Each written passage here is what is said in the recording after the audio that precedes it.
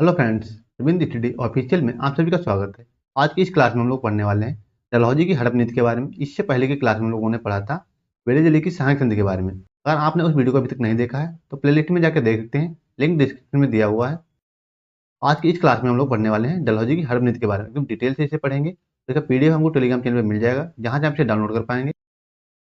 सबसे पहले हम लोग देखते हैं डलहौजी का भारत में आगमन कब हुआ। तो डलहौजी का जो भारत में आगमन हुआ वह हुआ 1848 ईस्वी में। कब तक रहा? तो यह रहा 1856 ईस्वी तक।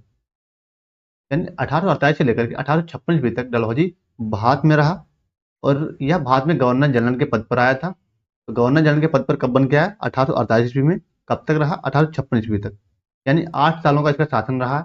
भारत में 8 सालों के अंतर्गत इसने कई राज्यों को हड़पा, उनको हड़प नीति के अंतर्गत अपने साम्राज्य में मिलाया और भारत में अंग्रेजी सत्ता को मजबूत करने का काम किया इसने। हड़प नीति की शुरुआत किसके द्वारा की गई? तो हड़प नीति की जो शुरुआत की गई तो डलहौजी के द्वारा की गई। ये कब शुरुआत की गई? तो यह की गई 1848 ईस्वी में, डलहौजी के शासनकाल में। यानी डलहौजी के द्वारा 1848 में इसकी शुरुआत की गई। हड़प नीति की शुरुआत करने वाला गवर्नर जनरल कौन था? तो हड़प नीति की शुरुआत करने वाला गवर्नर जनरल था लॉर्ड डलहौजी। भारत का गवर्नर जनरल बन के आया 1848 ईस्वी से 1856 ईस्वी तक रहा भारत में। डलहौजी की यह नीति जो थी अन्य गवर्नर जनरलों से भिन्न थी, यानी जो बाकी के गवर्नर जनरल थे उनसे यह नीति भिन्न थी। व्यक्तिगत सिद्धांत देख लेते हैं। तो व्यक्तिगत सिद्धांत इसी का नाम अन्य नाम है, यानी हड़प नीति का ही अन्य नाम क्या है? तो अन्य नाम है व्यक्तिगत सिद्धांत। और इंग्लिश में इसे क्या कहते हैं? तो इंग्लिश में इसे कहते हैं डॉक्ट्रिन डॉक्ट्रिन ऑफ लेफ्ट।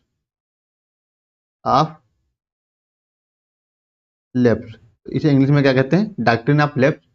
और हड़प नीति का अन्य नाम क्या है? तो हड़प नीति का अन्य नाम है व्यक्तिगत सिद्धांत। तो इसके कई सारे नाम हैं और इसे दस्तक विरोधी भी कह सकते हैं, क्योंकि इसमें दस्तक पुत्र नहीं ले सकते थे। तो व्यक्तिगत सिद्धांत क्या है यह देख लेते हैं। तो डलहौजी ने अपनी साम्राज्य विस्तार की महत्वाकांक्षा के विलय का सिद्धांत का सहारा लिया। डलहौजी था अपना साम्राज्य विस्तार करने के लिए किस नीति को अपनाया? तो इसने अपनाया व्यक्तिगत सिद्धांत को। इसे क्या कहते हैं? डॉक्ट्रिन ऑफ लेफ्ट कहते हैं।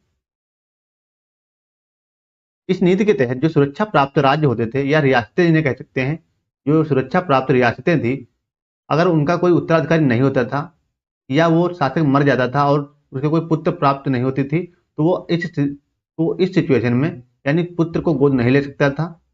और अगर वो ले भी लेता था तो उसे अमान्य घोषित कर दिया जाता था और राज्य को हड़प लिया जाता था, अंग्रेजी साम्राज्य में मिला लिया जाता था। यानी वो क्या कह सकते हैं, यानी जो शासक होते थे वो पुत्र को गोद नहीं ले सकते थे, यानी दत्तक पुत्र को इसमें विरोध किया जाता था। लेकिन जो कहीं ना कहीं गोद लेने की प्रथा थी वो शुरुआत से ही चली आ रही, प्राचीन काल से ही। गोद लेने की जो प्रथा थी कब से चली आ रही? प्राचीन काल से चली आ रही है। ये धर्मों में भी इसका उल्लेख किया गया है और प्राचीन काल से भी ये परंपरा चली भी आ रही है। लेकिन अंग्रेजों ने इसे एकदम भिन्न कर दिया। यानी कोई भी शासक था वो क्या है, अब यानी दत्तक पुत्र नहीं ले सकता था जो अंग्रेजों के अधीन आ चुके थे राज्य।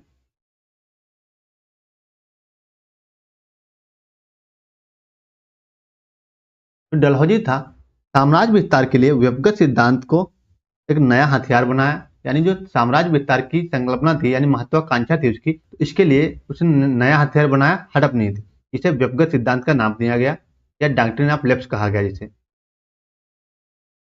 गोद लेने पर इसमें पूर्णतः पाबंदी दी गई थी। यानी कोई भी शासक जो अंग्रेजों के संरक्षण में था वो गोद नहीं ले सकता था, यानी कोई पुत्र दत्तक पुत्र नहीं रख सकता था। राज्य को जबरन अंग्रेजी साम्राज्य में विलय किया गया, यानी कहीं कुप्रशासन का आरोप लगाकर तो कहीं उत्तराधिकारी को अयोग्य ठहराकर। डलहौजी ने भारतीय राज्यों को 3 श्रेणियों में विभाजित किया, यानी 3 श्रेणियों में वर्गीकृत कर दिया। तो उन 3 श्रेणियों को हम अभी आगे देखते हैं।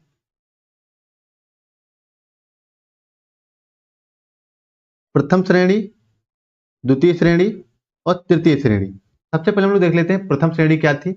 तो प्रथम श्रेणी वे रियासतें जो कभी ब्रिटिश शासकों के अधीन नहीं रहीं, यानी जो ब्रिटिश यानी अंग्रेजों के अधीन कभी नहीं रहीं, वे रियासतों की इसमें बात की जा रही है प्रथम श्रेणी में। तो ये गोद लेने में इनमें कोई हस्तक्षेप नहीं किया जाएगा।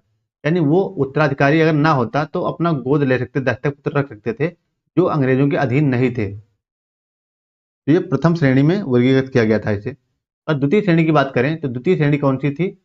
द्वितीय श्रेणी वे राज्य जो पहले पेशवा या मुगल शासकों के अधीन थे, यानी पेशवा कह सकते हैं या मुगल शासकों के अधीन जो रियासतें थी या राज्य थे कह सकते हैं, और उन्हें कर देते थे, इन्हें मुगल या पेशवाओं को जो कर देते थे उसके बाद में अंग्रेजी साम्राज्य में उनका विलय हो गया, यानी अंग्रेजों के वो अधीन हो गए। तो वो गोद लेने में पहले सरकार की सहमत प्राप्त करें, यानी सरकार को पहले पत्र लिखें, सरकार की जब सहमत होगी तभी वो दत्तक पुत्र रख सकते हैं, अन्यथा दत्तक पुत्र नहीं रख सकते थे वो, यानी कोई भी पुत्र गोद नहीं ले सकते थे जब तक सरकार की अनुमति नहीं होती थी। और पहली बात तो सरकार अनुमति देती ही नहीं थी ऐसे सिद्धांतों के लिए।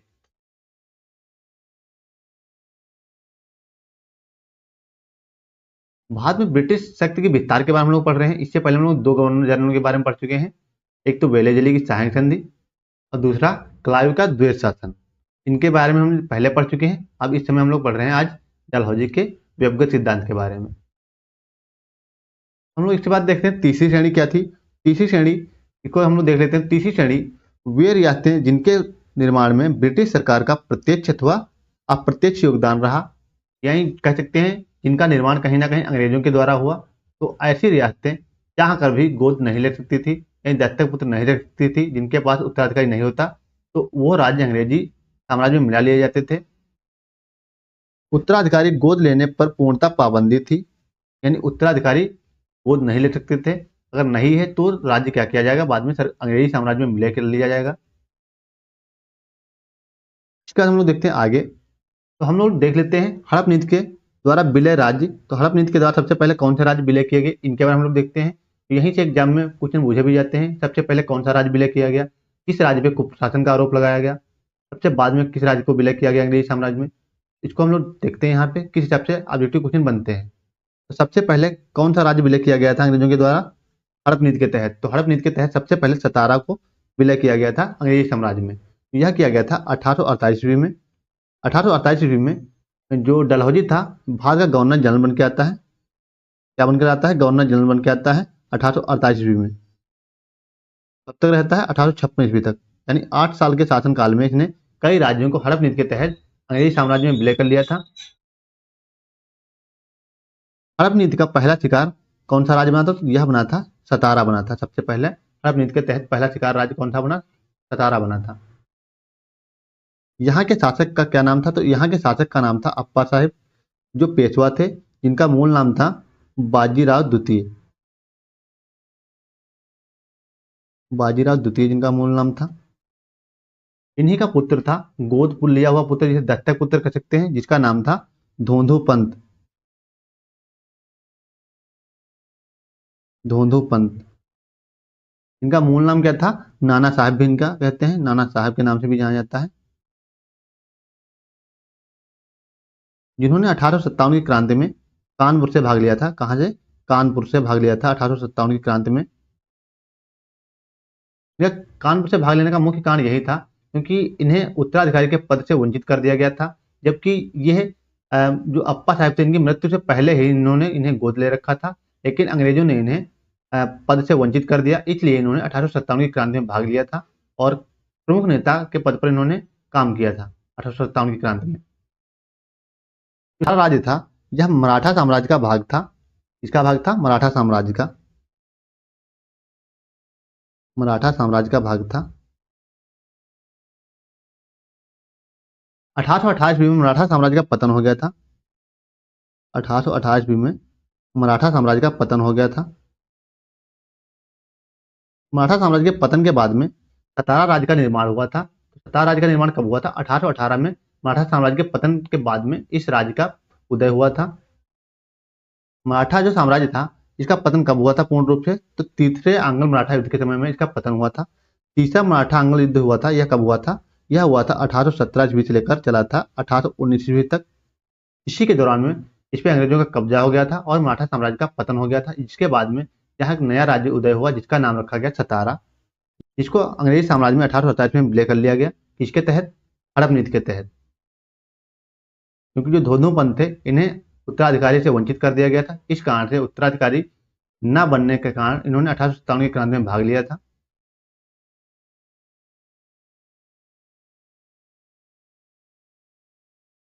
इसके बाद हम लोग लिखते हैं हड़प नीति के तहत दूसरा राज्य कौन विलय किया गया, तो दूसरा राज्य विलय किया गया था जैतपुर और संभलपुर। इन दो राज्यों का विलय किया गया था अंग्रेजी साम्राज्य में 1849 ईस्वी में हड़प नीति के तहत। जो संभलपुर था, यहाँ का शासक था नारायण सिंह। संभलपुर राज्य का शासक नारायण सिंह जो था, ये निसंतान ही मर गया था, यानी पुत्र इसके नहीं था और ये इसकी मृत्यु हो गई थी। अपनी मृत्यु से पहले इसने पुत्र को गोद नहीं ले पाया था। जब ये पुत्र को गोद नहीं ले पाया था तो इनकी जो विधवा थी, नारायण सिंह की जो विधवा थी, इन्होंने शासन अपने हाथ में ले लिया था। जब नारायण सिंह की विधवा ने इस राज्य का शासन अपने हाथ में ले लिया तो जो डलहौजी था, इसने इसे अमान्य घोषित कर दिया और अंग्रेजी साम्राज्य में इसे विलय कर लिया, क्योंकि उन्हें गोद लेने से मना कर दिया था। इसी दौरान बुंदेलखंड स्थित, यानी बुंदेलखंड में एक राज्य और स्थित था जिसका नाम था जैतपुर। इसे 1849 ईस्वी में अंग्रेजी साम्राज्य में इसे भी विलय कर लिया गया। तो अंग्रेजी साम्राज्य को 1849 में दो राज्यों को विलय किया गया, एक तो संबलपुर था, दूसरा कौन था, जैतपुर। जैतपुर कहाँ पड़ता है, तो जैतपुर पड़ता था बुंदेलखंड में। और संबलपुर का शासक कौन था, तो संबलपुर का शासक था नारायण सिंह। तो याद रखिए, एग्जाम में क्वेश्चन बन सकते हैं यहाँ से ऑब्जेक्टिव टाइप में।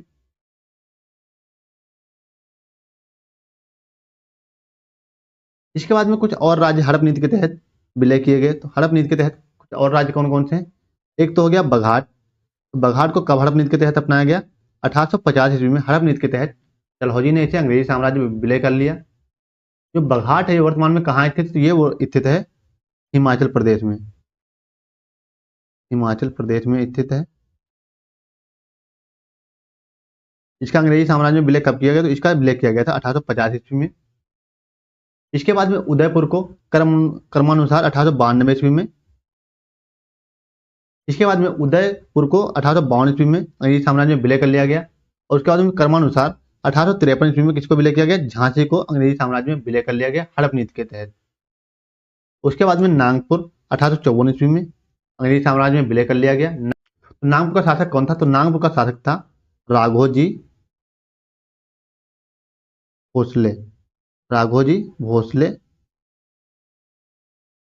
तृतीय, ये नागपुर के शासक थे। तो ये मराठा साम्राज्य के ही थे। कौन थे, भोसले परिवार से थे। भोसले कहाँ के निवासी थे, नागपुर में।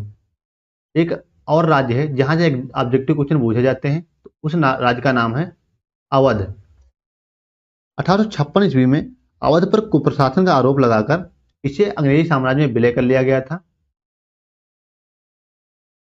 अंग्रेजी गवर्नर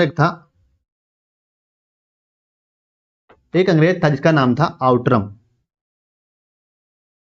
आउटरम जिसका नाम था, इसने रिपोर्ट लगाई, उसमें यह बताया कि यहाँ पे जो शासन किया जा रहा वो गलत तरीके से किया जा रहा है। इस हिसाब से इसमें कुप्रशासन का आरोप लगाकर इसे अंग्रेजी साम्राज्य में विलय कर लिया गया था। तो इसे अंग्रेजी साम्राज्य में विलय कर लिया गया था। उस समय यहाँ का शासक कौन था, तो यहाँ का शासक था वाजिद अली शाह। तो यहाँ का शासक कौन था, तो यहाँ का शासक था वाजिद अली शाह। वाजिद अली शाह, इसका शासनकाल है 1847 से लेकर के 1856 ईस्वी तक।